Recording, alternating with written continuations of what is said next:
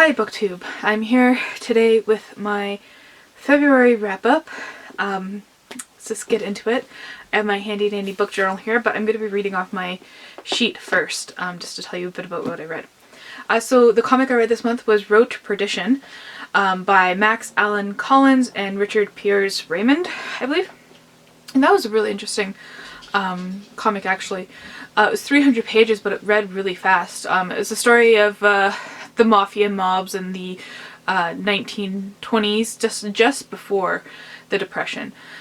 So 1929 is I think the year it takes place in, and a young boy ends up following his father on a mission where he ends up killing a man, and yeah, things go awry from there.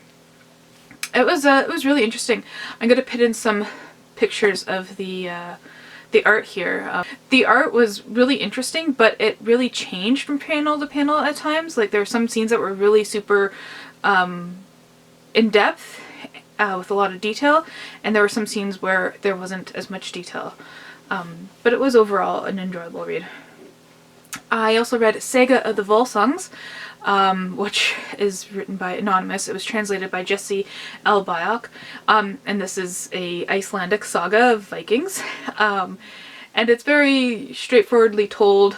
Well, I say that and then I had to go back in some places and reread bits, because if you're not paying a lot of attention sometimes, you think that's what's happening to someone else, because the names are kind of the same, and yeah.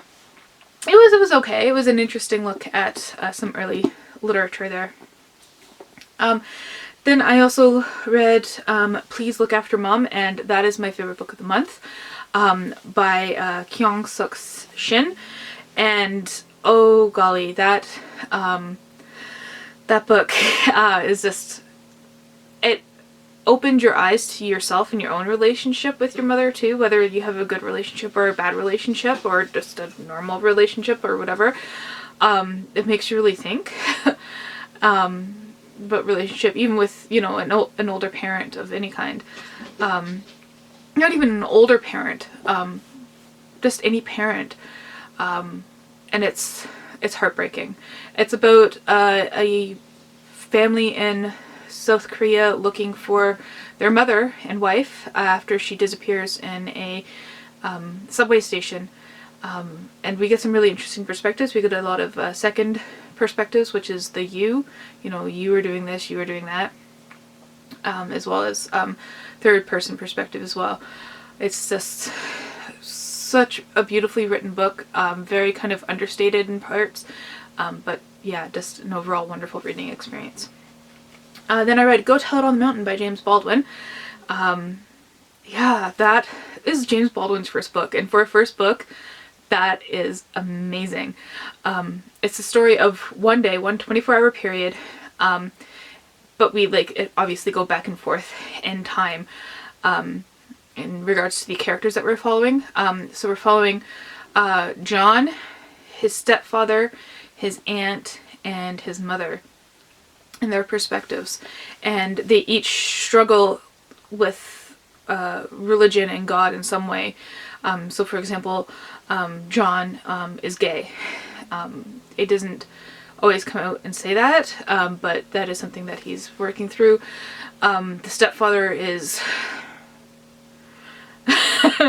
not a nice person, very much a hypocritical preacher, and the aunt and the mother, the mother struggles with fear, a lot of fear. That's her whole life. She grew up in fear.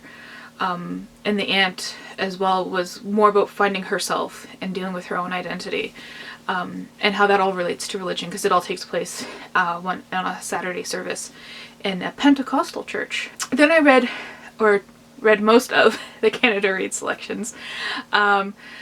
That includes Johnny Appleseed by Joshua Whitehead, which is really good. It is very vulgar and very much of its time, so it does a lot of pop culture, and it deals with a cyber sex worker, but it is so beautifully written that it was hard to put down. So you're getting, you know, and it's traumatic in places too, some awful things happen, but the writing is just so beautiful. I just really enjoy that. I'm doing full reviews of them all, so I won't go too much into depth here. Hench by Natalia, Zina, Walschots is about a woman who works for a temp agency that hires out to villains, and she does data entry and analysis. And then she gets injured by a superhero, and her life goes in very different directions from there. Then also Butter, Honey, Pig Bread. That's 3 of them so far. So that's 3 of them so far. Butter, Honey, Pig Bread is the other one I read for Canada Reads, and that is a really interesting story about twin sisters who were born to this woman Kambernacci, who believes she's an Obanje, which is a Nigerian legendary spirit that comes and goes, is what it says. So it will be born and very quickly dies, but this woman has decided to fight for life, and she has twin daughters, and then something traumatic happens and the twins are kind of torn apart. And the other one for Canada Reads is Two Trees Make a Forest. I read that back in October. And then I DNF'd, actually, The Midnight Bargain. And I'll talk about those in a second, because I just saw on my list that I also read Passing by Nella Larsen as an audiobook. That was a really interesting story about these 3 different women who are black but are passing as white in different ways. So one woman passes as white, her husband doesn't know, her husband is very racist, and so she is passing as white. Another woman who can pass as white but chooses to live as black, and marries a black man and is involved in the black community. And another woman she passes as white and she's married to a white man, but her husband knows that she is in fact black. And it's a very short story, so I won't go into too much more detail there, but I think it is definitely worth a read. So now I'm going to talk about my book journal a little here for February. Let's see. You can notice X's across the board for my TBRs. I hardly got to any of them because honestly I forgot about Canada Reads. And then I added Go Tell It on the Mountain in Passing to replace a few books too. So I DNF'd whatchamacallit? Oh, Deer Hunting with Jesus. Oh, it was horrible. It was okay. He misunderstood completely what white privilege is. He was the book, I should tell you what the book is about, right? The book is about why these people that you normally say is white trash vote Republican all the time, and the tie-ins with religion and politics and culture in the southern United States. Yeah, so I had my backup initially because of his misunderstanding of white privilege. And then the book was very dated. It was written during I don't know if it was the first or second term of George W. Bush's election. I think it was probably the second term.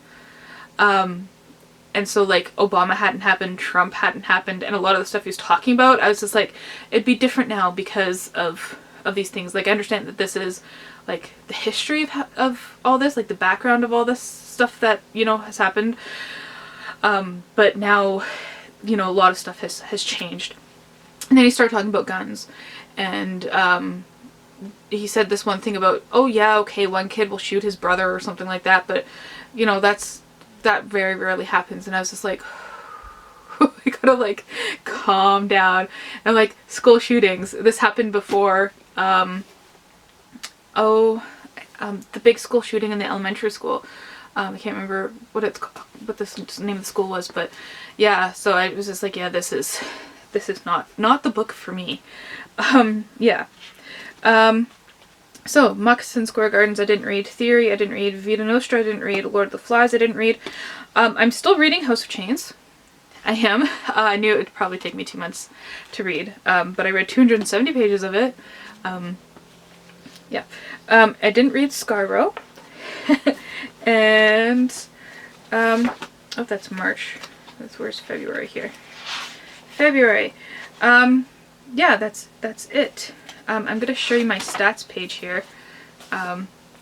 It's pretty cool. I'll put the stats up here. So 100% of the books I read met a goal for the beginning of the year, which is pretty cool. I read 62.5% BIPOC authors and 37.5% white authors.